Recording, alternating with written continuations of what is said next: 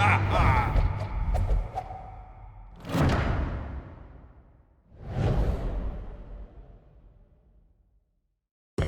there, I'm Plastic Swans, and this is my take on the new Evil Genius 2 announcement.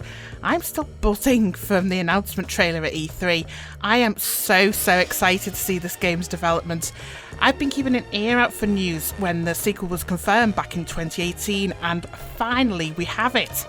I played the original Evil Genius to death back in 2004 or 5, and I even picked it up again in a Steam sale a year or so ago to play through again. Evil Genius really holds a special place in my heart.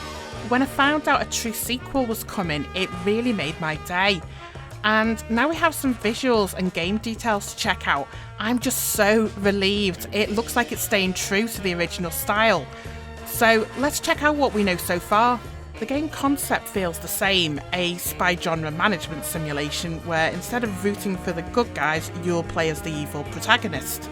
Like the original game, it looks like we'll get the choice to play as one of 4 nefarious leaders, which is one more than we had before. They've had an update since the original. There's 2 lady geniuses that we can play as this time, whereas there was only 1 before. So if it's like the original, each evil genius has specific qualities, some helping and some hindering your progress. This one looks like a government leader, so I'm guessing may have some bonus qualities to completing missions in the world map. This one is clearly a mad scientist type, so I'd say she'll maybe have stats helping with research. This guy definitely looks like he's seen things. Look at that eye! He's a military man, so I reckon he'll have a bonus for scaring off agents or military prowess. And this guy? This is good old Maximilian, the original evil genius. Now, he was meant to have a reduced research incentive, but it was always broken in the original game. I always still played as Max because he looked the best even if his bonus was broken. I'm not sure what his bonus will be this time around. Maybe something around cheaper build costs or something like that.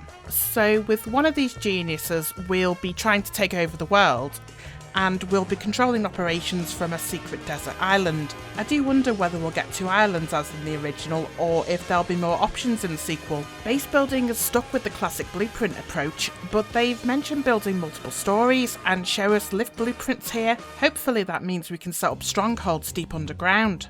Maybe there'll be consequences for building the wrong rooms too close to ground level, like the original where building recreation rooms near the door was less risky than control room, etc. This sequence here hints maybe we'll get different animations building new rooms, as opposed to minions just disappearing under a big green construction tent. The mysterious classified box in the silo with the radiation symbol has me thinking this is a new doomsday scenario. Can't wait to see what they come up with for that. So minions are wearing the same outfit as before, which is a nice touch, and these animations for them hint at military and social training, burglary, and well, not entirely sure what this guy on the end is up to. This shot here shows a female minion. That is a welcome change from the all-male crew we had before. I'm guessing here missions will be conducted in the same fashion as before, so a separate strategy game screen where you conduct acts of infamy across the globe. Diabolical objectives mentioned so far include sell the royal family, kidnap the governor of Maine, and bake Alaska literally, so keeping the old humour of the original. This sequence shows we're getting the classic traps and triggers, and hopefully we get as detailed, if not more so, ways of linking traps to catch agents. The traps and triggers are objects that you set up in and around your base, and they're disguised or hidden to catch agents unaware. If you got it right, they ended up eliminated in nefarious ways that was weirdly satisfying when you got the sequence just right. What was great about the traps is that not all were meant to kill agents, so you had other traps that would target stats such as smarts, which I really hope they introduce again in Evil Genius 2. Targeting other stats other than health was good for avoiding hundreds of bodies just piling up in your freezer and raising the global heat. Rebellion has released a number of concept drawings, so we can see where the developers are going with the traps and other playable items. The fan was always a great way to push agents into a trap, and the magnet, which it kind of did the opposite, pulling them towards it instead. The shark tank is a new trap. I think there was a piranha tank in the original game. That was one of the later traps that you unlocked through research, but I always ended up triggering the Doomsday final scenario before I unlocked that. These lasers look like the advanced lasers from the original game. Lasers would trigger traps, but most agents were too intelligent to be fooled by them. That's where the smart draining traps were useful, because they'd walk straight into them. One thing, I don't know whether they'll fix it for the new game. You had to watch out for when your own minions would get blooming caught in the traps themselves. The worst for that was a bee trap that, if I remember rightly, it would confuse agents so they'd forget anything they'd seen and have nothing to report back home. But the bees would hang around for blooming ages after you'd set the trap off, so your own minions would walk right into them too. Now, I don't remember there being a pinball trigger before, so I'm guessing this is possibly new. I assume it'll work similarly to the fans and the magnets by bumping agents into another trap. The Venus spy trap is an original favourite brought back for the new game. I've got to say, it's looking a little bit more ominous than it did before. I have noticed this concept drawing shows it coming out of a porthole. In the original, it used to be only an outdoor type of trap, so hopefully with this porthole, it means that this can now be placed indoors as well. Other concept drawings we've got here are the barracks, which are looking absolutely amazing. The beds are looking way more comfortable than the army bunk beds they got before. These are kind of space techy in a way. The little details like the bookshelves and that adorable poster of the evil genius, I really hope these little details make it into the game. What would be cool is if you could separate minions into different barracks based on their job, so you could have specific stat boosting rooms close by to different barracks. So for example, intelligence boosting recreation rooms for science minions, and maybe a gym close for the military ones. Another thing I'd really like to see is to be able to increase the number of maximum minions. The original game was set to 100 max capacity, which was based, I think, on what the game could cope with at the time.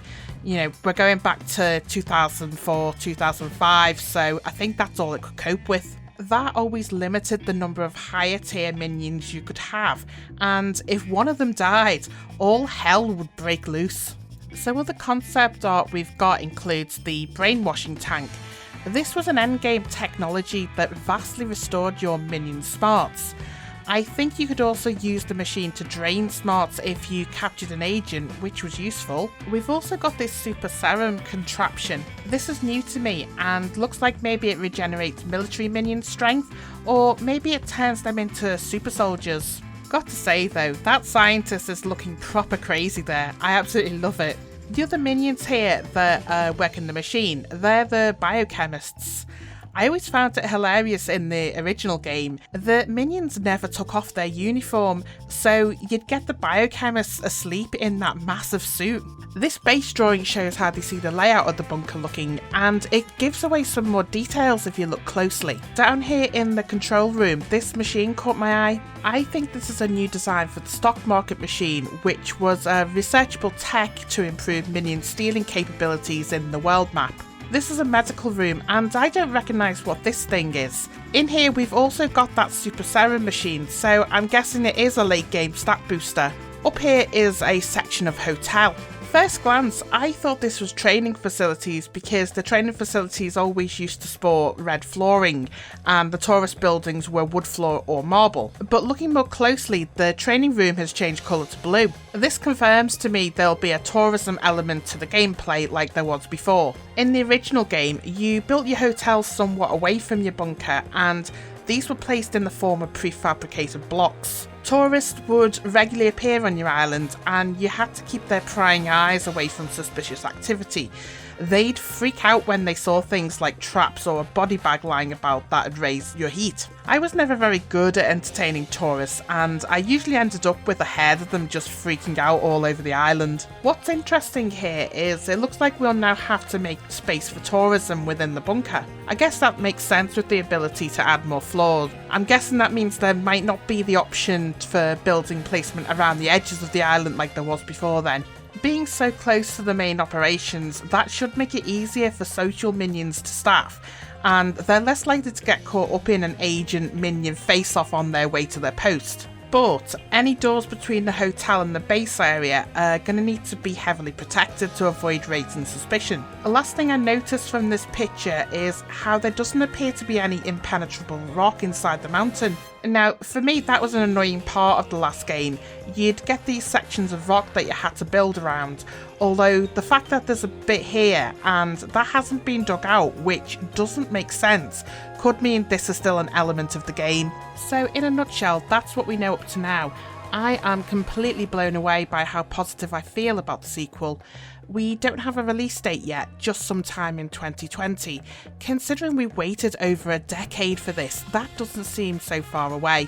Suffice to say, I'll be keeping an eye out for further updates. Rebellion have been amazing with keeping the fanbase informed. So without gushing on for hours about how happy I am to see the return of Evil Genius, I'll say thanks for watching and bye for now.